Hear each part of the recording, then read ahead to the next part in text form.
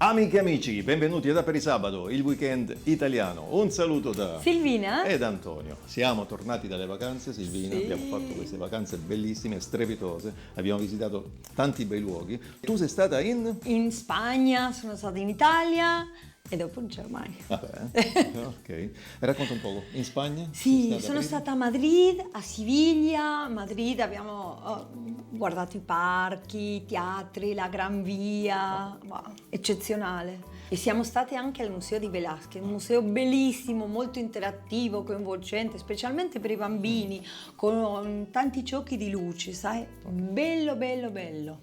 E hai approfittato per scrivere Aperisabato su uno di questi? Sì! Sono molto divertente. Poi a Madrid che cosa hai visto? Che cosa hai Sono stata in un campo estivo dove i bambini non dormivano lì, se non che stavano dalle 8 fino alle 4 più o meno del pomeriggio. E questi bambini sono un pochino speciali perché sono bambini plus dotati. Sì. E fanno tantissime attività tipo scacchi, coding, di tutto, veramente di tutto. È stato anche molto molto interessante, non dico divertente, è interessante parlare con i genitori. E abbiamo ascoltato i diversi problemi che hanno questi genitori con i bambini che hanno bisogno di altre strutture. Infatti. A livello scolastico. Bene, dopo Madrid ti sei spostata a Siviglia. la patria del flamenco? Sì. Caspita, E è abbiamo- bellissima. bello, bello, bello, sì. Abbiamo intervistato alla coreografa, Sì. la direttrice di questo tablao flamenco, che è nuovissimo. Va bene, e allora guardiamo l'intervista. Sì. Il flamenco è stato nominato patrimonio culturale immateriale della umanità dall'UNESCO nel 2010. Stasera ci godiamo un bel show di flamenco.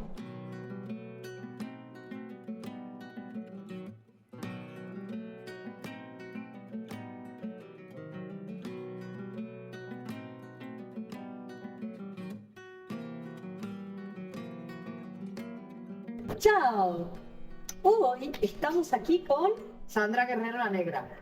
Antes que nada, quiero felicitarte porque fue un espectáculo realmente fantástico. En nuestro capítulo de hoy estamos hablando de las danzas tradicionales, no podía faltar el flamenco, bien inmaterial, ¿no? de la UNESCO.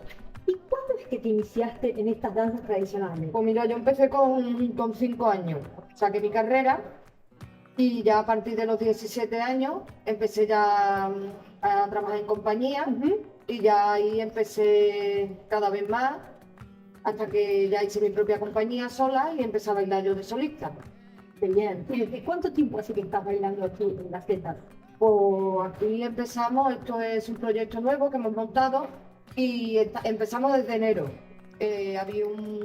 ¿De enero de este año? Sí, de este año. ¡Súper nuevo! Es súper nuevo, pero esto tiene una trayectoria de unos ensayos, unos montajes que llevamos ya como un año haciéndolo para llegar a esto donde hemos llegado. ¡Qué bonito! Y sos la directora, ¿no? Yo soy la directora artística del tablao La Seta. Sí. Se compone de 7 artistas y como una compañía y cada día pues tenemos un artista diferente.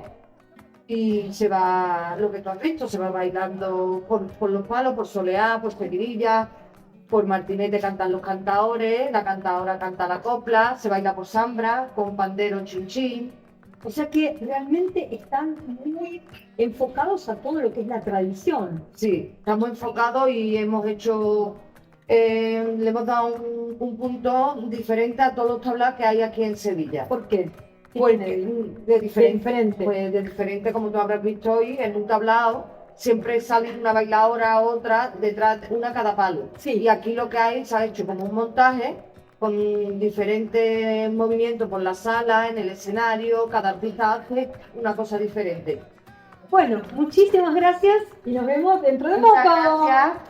En el próximo show. Gracias. Gracias.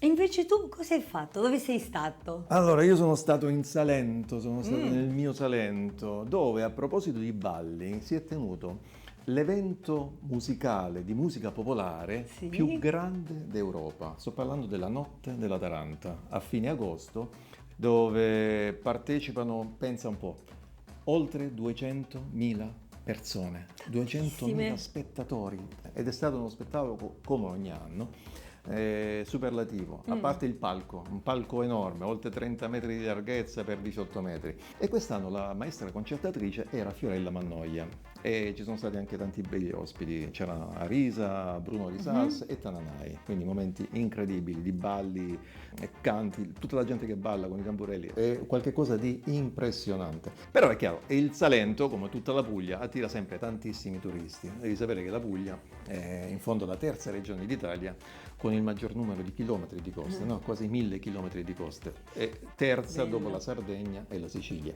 E noi siamo famosi in Puglia. Perché? Con queste feste patronali, per le luminarie. Ah! Allora, tu lo sai, queste luminarie sono questi addobbi con le luci tutte colorate, no? Che decorano le vie. I bambini rimangono sempre così sbalorditi, è bellissimo vedere sempre lo stupore di questi bambini e anche degli adulti naturalmente, perché sono un'esplosione di colori incredibili.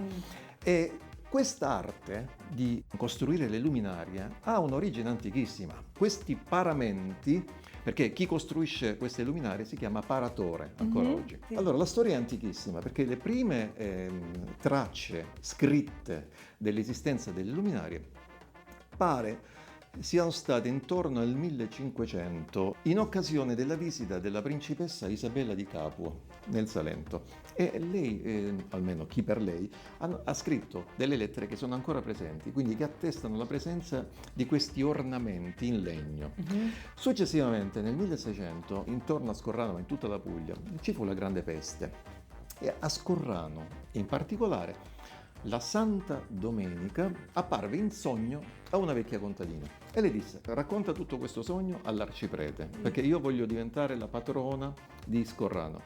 In cambio vi faccio guarire, e chiunque guarisca dalla peste deve mettere un lumino in mio onore fuori dalla porta, fuori dalla finestra.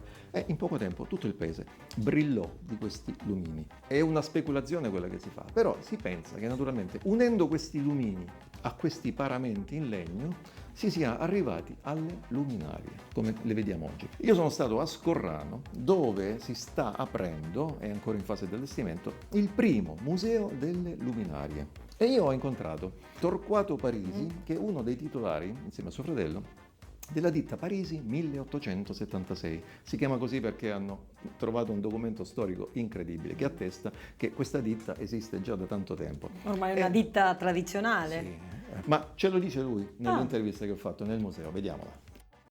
Siamo con Torquato Parisi, grazie per essere qui con noi oggi, che insieme a suo fratello Rocco sono i titolari della ditta che da quasi 150 anni regala gioia ed emozioni di luce. Diciamo che noi sono 6 generazioni come famiglia Parisi che esistiamo per quanto riguarda gli addobbi di luminaria. Qui abbiamo un manoscritto che evince la data della presentazione, che siamo nel 1876, non a caso ci siamo chiamati Parisi 1876, per dare un pochettino di importanza anche al nostro mestiere, che non sia quel mestiere generico di luminarie fatte così, ma che hanno quella tradizione, quel senso di tradizione e anche di appartenenza al territorio in questo caso. Oggi siamo nei locali che ospiteranno il primo museo delle luminarie. È un progetto promosso dal sindaco di Scorrano, Mario Pendinelli, che è riuscito ad unire molte ditte pugliesi del settore. La ditta Parisi naturalmente non poteva non esserci. Per noi è una punta di orgoglio, perché diciamo noi siamo in questo museo, noi stiamo dando un attimino l'impronta di come eravamo, di chi eravamo, come si lavorava, cosa si faceva e cosa significava anche la luminaria in sé per sé. Tipo quest'arco ci rappresenta così come era fatta la luminaria.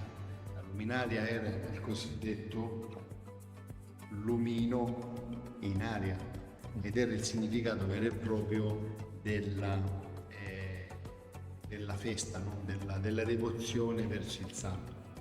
E come sono cambiate le tecniche in questi anni? Abbiamo avuto l'evoluzione negli anni, parliamo a fine 1800, avevamo questi lumini in aria, poi man mano si è avuto l'evoluzione con il carburio Da lì si è passato al carburio, si è passato alla corrente. La corrente, i primi 900 abbiamo già la corrente. Man mano si è evoluta. Abbiamo avuto queste lampade più grosse a lampade quelle meno grosse ma sempre di potenza, e poi siamo passati alle lampade quelle lì ad incandescenza, quelle piccole da 5 watt.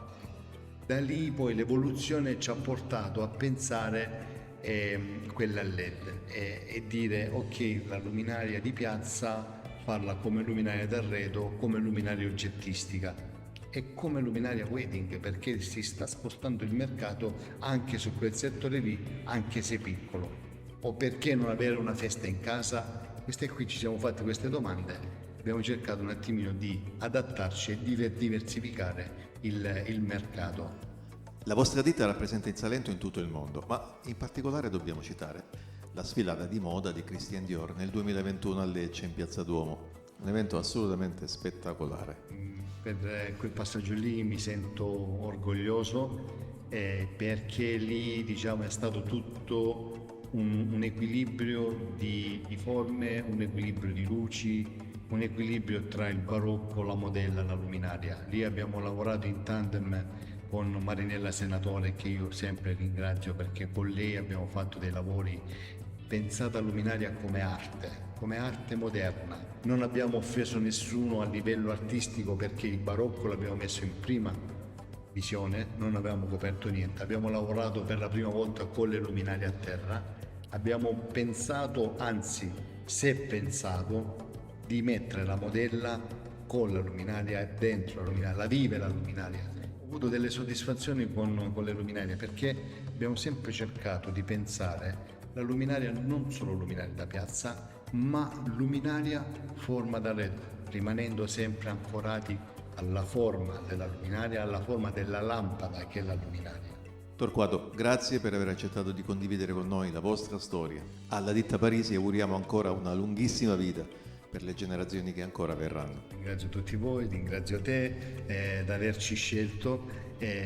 Io ricordo sempre che siamo in due che lavoriamo nella Fratelli Parisi. Io sono quello lì, il teorico della situazione, e il pratico è mio fratello Rocco, che è il gemello, e lui è quello lì che gestisce la lavorazione manuale con i ragazzi, perché la nostra forza è quella lì. E adesso arriviamo al nostro spazio Social!